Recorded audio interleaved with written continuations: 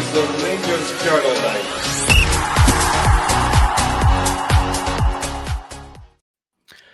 Good morning, good afternoon, or good evening, wherever you're watching this. My name is Doug. This is the Rangers Journal, and you're watching the Lowdown, your bite-sized show where we have a quick look at who our upcoming opponents are, which in this instance was Club Brugge in the Champions League playoff round for qualifying, the last hurdle to get into the Champions League proper.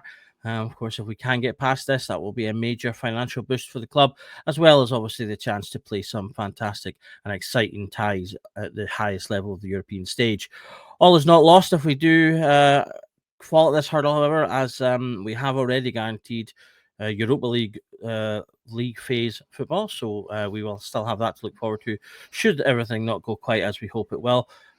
So a bit of a win-win in a way for the manager as he continues to try and get a better performance out of this team. To discuss that and much more as we go through this, I've got Ross joining me on the Lowdown today. How are you getting on, Ross? Yeah, not bad, Doug. Yourself? Yeah, not too bad, thank you. So, as we always do, we will start off by looking at the current form of the teams. If it'll come up, there we go. So Rangers, as it has been in all the Lowdowns so far, coming into this with a bit of a mixed bag in terms of form. 2 draws, a loss, and 2 wins. So that's a little bit more even than it has been.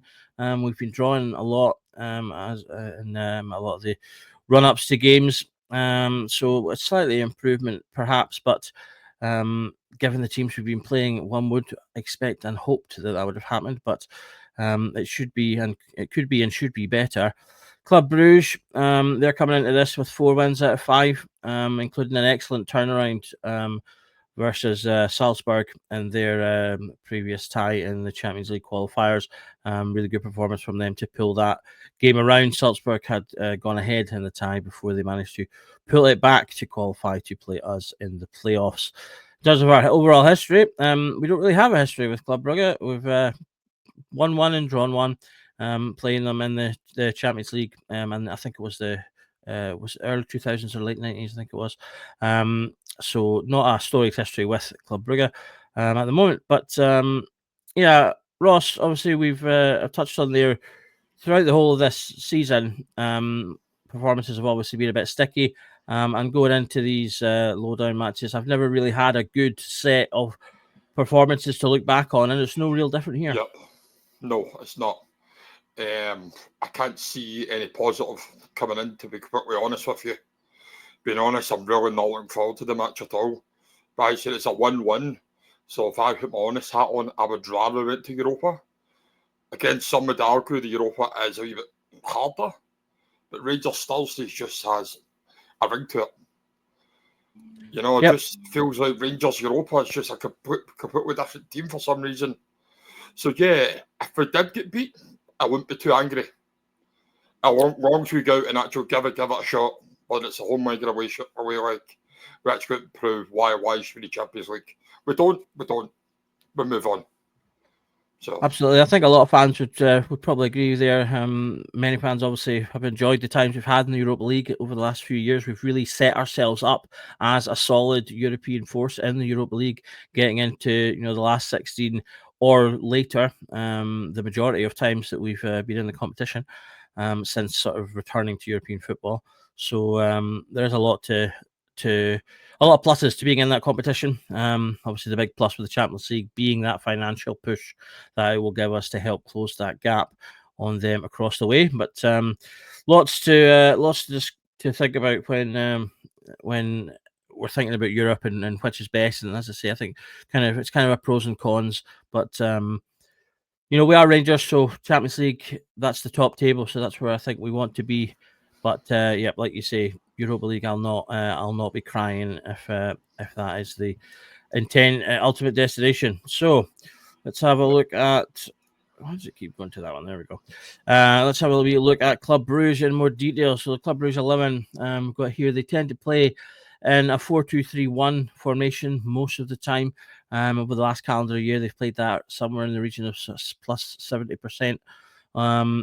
Interestingly enough, they do play a couple of other formations that they'll move into both mid-game and at different games, depending on the opposition that they're facing. They do deploy a flexible tactical approach, which includes 4-3-3 and 4-1-4-1. But interesting enough, they actually played in a 4-4-2 when they played us in the friendly game that we had prior to the season, beginning of the season. Something they've only done 3 other times in the last year, in 2 league games against Anderlecht and Genk. And against Lokomotiv Zagreb in a European match. So an interesting possibility there. Is that something that they tailored to us, or were they just trying it for the friendly? We shall touch on that in a moment. They do have a possession-orientated style. They are creative. They have a fluid attack. We saw that, I think, in that game. A lot of people talked about that. The kind of thought that they looked a lot like what we hoped we would become under Russell Martin, but I've struggled to thus far. They have a lot of good progressive passing, open play. They play along the wings a lot. There's a lot of emphasis on overlapping fullbacks and getting sort of possession played into those wings for crosses. With crosses on that, getting overloads against defenders. They've got a good psychological resilience, which, as I touched on there a minute ago, with their turnaround against Salzburg.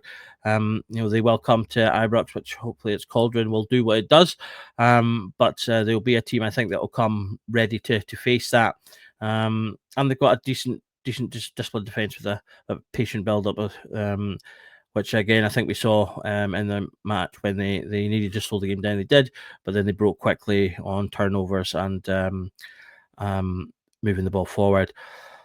Ross, having sort of gone through those sort of tactical main points, as I say, the 4-2-3-1, we touched on the friendly. They had a slightly different formation. Do you think that's something that could have been specifically for us? And just in general, what were your thoughts when you saw them in the game we played in the friendly? As much as one can rely on a friendly for. Yes. So possibly, I think they did this just in case no one got to the future, just in case we did play them in the Champions League. So I don't know how we would react to that formation. But as you said, their defence, it's really close-knit. Something I can't say about our defence, unfortunately. But yeah, I think on the night, it may change during the game to something for Russell Martin and his team to keep an eye on. But as you said, they've had 3 formations so far, so it's all good us saying 4-3-2-1 at the moment, but could all change. Could all change 90 minutes or whatever, Absolutely, and as I say, that is something that they potentially do mid-games as well. I say they can be flexible during games. Changing formations is something they do. During matches, so that is something to watch out for as well. Another thing to keep an eye on is, of course, the danger men in their team. So I picked out 2 different danger men from their squad at the moment, both midfielders, one slightly more attacking than the other, but both kind of more attacking overall. So there's Christos Solis. Forgive me if I'm mispronouncing that. 21 goals and 16 assists in all competitions last season. Played the vast majority of their games. He predominantly plays on their left side, but can play across the attacking spaces on the pitch. 98% percentile for shot attempts, 93% percentile for goals, and 95% percentile for chances created. So quite clearly a very attack-minded player, someone who's getting goals, attempts, and creating things for the players around him. He is currently apparently being linked. Well, I mean, he is being linked, but apparently is talking with Crystal Palace as a potential replacement for their player Eze, who is trying to manufacture himself as a way out to Tottenham. If I was Club Brugge, I wouldn't be letting him go until after these 2 games. So I do still expect him to play, but you never know. I don't know if there's enough time for Palace to do anything before the first leg, but you never know by the second. But I mean, as I say, if I was Bruges, I would probably be saying to Palace, look, we'll talk about this, but we're keeping him for these 2 games. The second one, Hans Vanaken, centre mid / attacking mid, 12 goals and 17 assists in all comps last season. Again, really high numbers. He started all 58 of their matches last year, keystone of their midfield, and a player that a lot of their play revolves around. You can see there on his attributes there, 99% there for touches. He's a player that is on the ball a lot. A lot of defensive actions.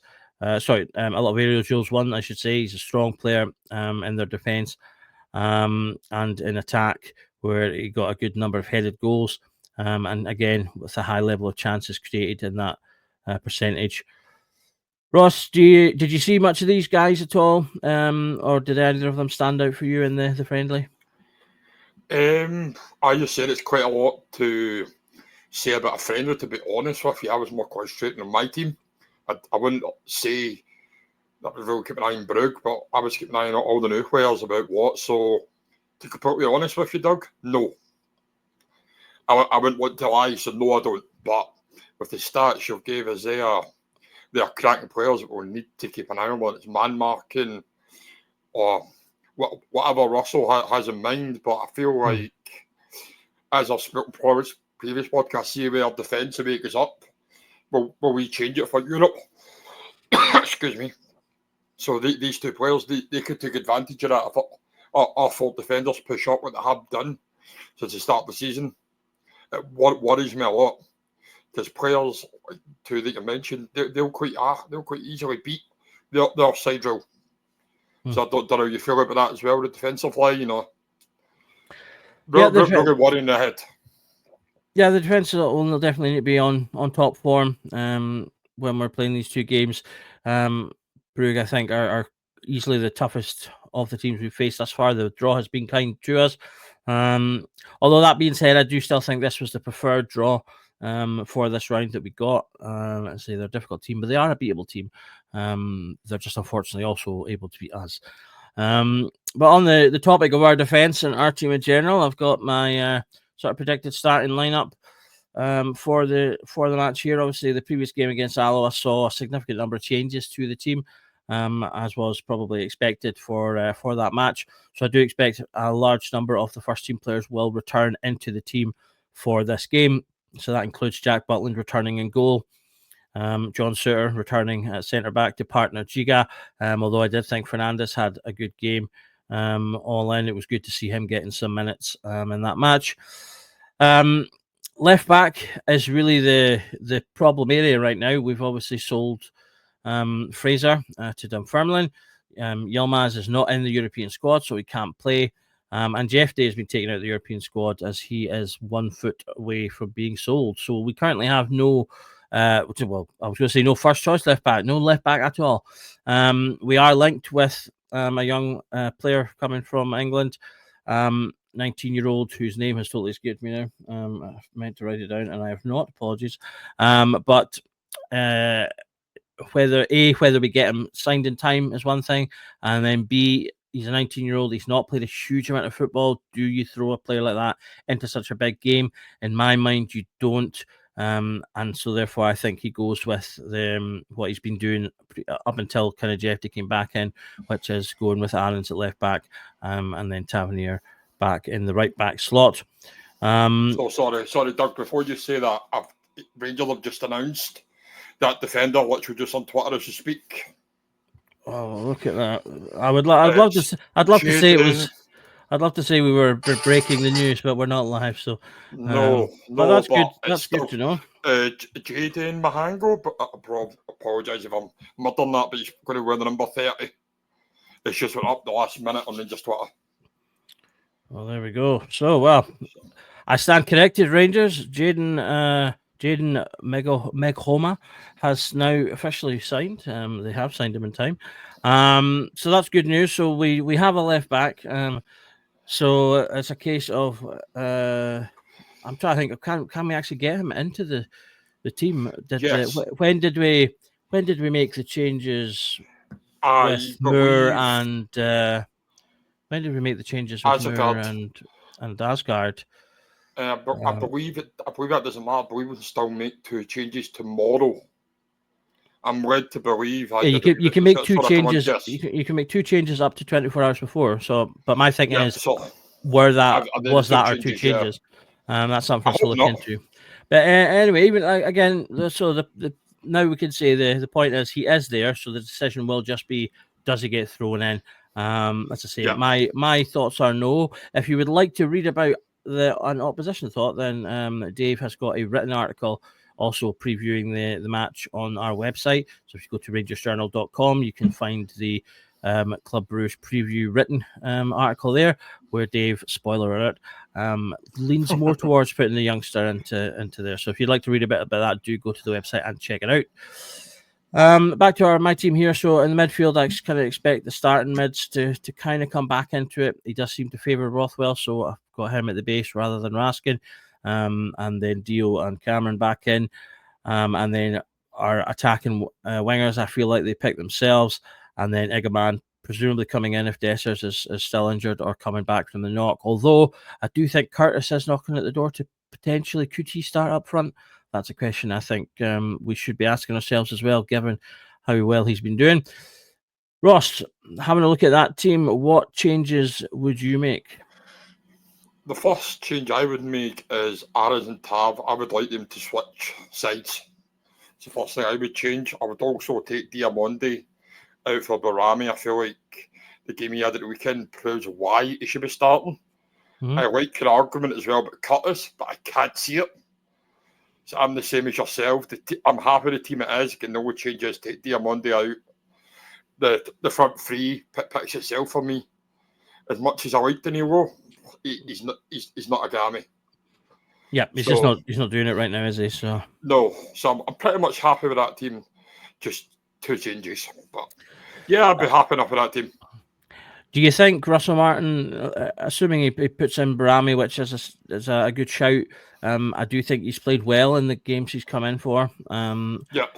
Do you think that maybe gives any pause for thought to start Moore, because they played quite well as a combination against Alloa, or does he stick with the starting 2 and bring Moore on later? Personally, I'd stick with the starting 2 because they have got a thing in Europe. Sorry, you mean the two up front that you put in Muir next to Rockwell? No, I'm meaning like sort of Gassman and Antman. So essentially, it would be you'd be taking one of them off and playing Moore so that he can interchange with Barami. No, I would keep it the way it is and have Moore on the bench. Cool. Okay, doke. So coming out of that, then the next big thing, as we always do on the Lowdown, is pick our game changer. So I have gone with Nasser Giga for this particular match. I think the defence is going to be majorly important in this game. I have picked Butland in recent matches, and he will also be an important part of this. But Giga has really been the kind of standout performer from a defensive point of view for us this season so far. Which isn't really saying much in some ways, but so he has looked good and he has looked strong in most games. So I think he's going to need to be playing at his best. Suter coming in, I do think in some ways Suter can suit European games when we're going to be under more pressure. That tends to be where Suter performs his best with that kind of fire and thunder and getting a body in the last minute and all that kind of stuff. So yeah, I think the defence is going to have to really be on its toes throughout in order to keep on top of things. Again, I'm still pulling up people's last season stats at the moment while we're still early into the season. So last season, Giga got 3 goals and 1 assist across 33 games, which is a combination of matches for Wolves and Sheros Vesta, who he was on loan to. Couple of decent stats there across those interceptions, recoveries, etc. Those stats are all from just his loan team. Just from his Premier League appearances. Footmob did not have his stats from his loan team, unfortunately. Ross, do you think, as I say, I think it's fair to say we've ridden our luck slightly in most of the European games when it comes to defending. Panathinaikos had a good few chances. If they were a better scoring team, they'd have held us much more to the wire. Pleasant didn't really offer much in the first game, but they did much better in the second match, albeit they were having to really push and chase for it. So, I don't think it's unfair to say that as much as we've done okay, the defence needs to step it up if we're going to get past this round. 100% agree. We have got lucky, very much so. There's no point denying that at all. If we are honest, we have very lucky. If you look at I know you mentioned DJ. You have mentioned Butland before, but if Butland wasn't in goals, I don't know where we'd be right now. Yep. The minute I say, I hope that's Butland back to his form now that it was before. But yes, definitely hopefully. definitely want that to continue, and I think hopefully it will. He's had the season to recalibrate and come in fresh. Obviously, got a new manager and things again, so hopefully that means he will be back on things moving forward, and having a better defense in front of him should also help as well. Defense is one of the areas of the pitch where really it does take a good combination of players who communicate well with each other and work well as a unit. Whereas I think, when you get to your midfield, when you get to your attacking, you can survive more on the flair of individuals. Whereas defense, as much as it helps to have maybe one great defender or having a great goalkeeper, if you have the unit, you really do push to that next level. Okay, so the last thing for us to do then is just to give our prediction of what's going to happen. We've been doing reasonably well with predictions on the Lowdown so far. We got 2 perfect scores, right score, right results. Right result, wrong score for the first game against Pleasant. And then I was cruelly robbed of another perfect score by Pleasant getting that 84th minute goal to go 2-1. I think it'll be a tight game. As I say, Brugge are a good team. It can go either way depending on who shows up on the nights. We'll need the crowd to be on it to create the famous Rangers atmosphere that really has now become something that is known throughout Europe. And Ibrox has become a place that teams are wary of going to because they know that cauldron makes a difference. Managers have talked about it. The Leipzig manager, after the famous semi-final, made that point that his players just did not handle that, and we will need that in this game. I'm going to go with 2-1. As with most of our European excursions, I think home wins are what will get us there if we're going to get past this round. But as I say, I do think Brugge hold a good threat on them, so I do have them down to score. So I'm going for 2-1. Ross, what would your prediction be for the game? If I'm completely honest, I'd be happy with 1 each. If I'll be completely honest. I don't want to underestimate Brugge, as you've said. I feel like they'll come out and prove why they're in the Champions League. I just hope if they do score first, we don't get scared. I think if we go up and score first, everyone will calm down. The buzzing are 2-1, like you said, but to be honest, I think it'll be a 1 each. Yeah, 1 each would keep us in the tie. Game. Yes, a very nervy game. Yeah, well, 1 each would still keep us in the tie, so that would do. Anything except a defeat will be, I think, we'll be happy. So we've got 2-1 and 1-1. So both of us going for a cagey game there. And yes, I think that is likely to be the potential outcome. So that is us on this round of the Lowdown, looking at Club Brugge for our first home match in the Champions League playoffs to get into the competition for real in the league phase. Obviously, we'll have more Lowdowns coming with the matches as they come thick and fast twice a week, as they do when you are a Rangers fan. So it just leaves me to say thank you to Ross for joining me today. Thanks, Ross. Thanks a lot, Doug. Thanks for your time. And thank you guys for listening to us and our points. You've been watching the Rangers Journal. This has been the Lowdown. I've been Doug. And remember that every night it's a Rangers Journal night. Thanks.